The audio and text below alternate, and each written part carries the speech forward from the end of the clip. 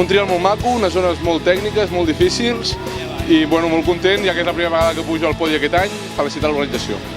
Ha sigut un trial molt maco, m'ha agradat molt i això m'ha fet guanyar la primera prova d'aquest any.